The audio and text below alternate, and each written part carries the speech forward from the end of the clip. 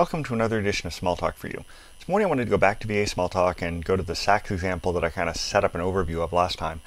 They have an example here in the ABT XML basic samples. What you want to do is you want to load the XML support and the XML examples. And once you've done that, you can go to this class, ABT XML basic samples, go to the class side, and you'll see the various examples, DOM, mapless, mapped.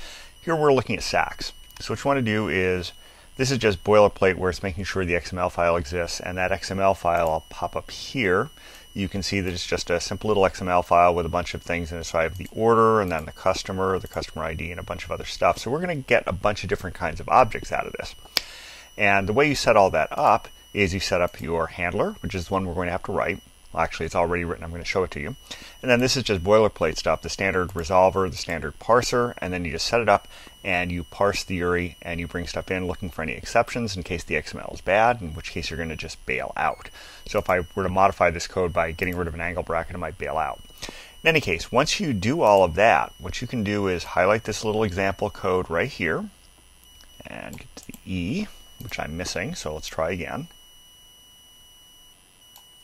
Apparently my mouse is acting up on me today, so let's try this again. Inspect, and you see we get exactly what we expect here. We get orders. Over here, if I go to order date, we see the day, month, and year. We go to the customer, we have a customer object here. So we've parsed the entire file and gotten various different kinds of objects into it. Now let's take a look at how that's all set up here in our JRC order content handler, which is the thing you'd have to write. Now the other day when I mentioned that there's a handful of methods you have to override, here's what's going on. We have our content handler, we have start element, end element, and characters. So here we're checking, is the thing that came in order? If it is, handle creating new order object. Is it an address? If so, handle creating new address object, and so on.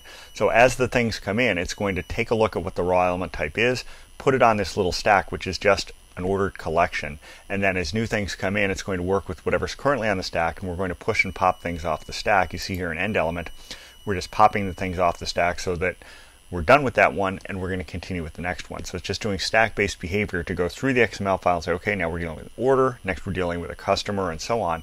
And we just push and pop things on and off the stack and put them into our end collection, which is what you saw when I first did this.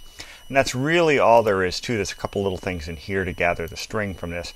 And that's all there is to creating one of these. So you create a simple little SAX driver class like this, and then over here, you just hook it all up, and you should be able to handle XML files that look, like standard XML files. And that's about all there is to it.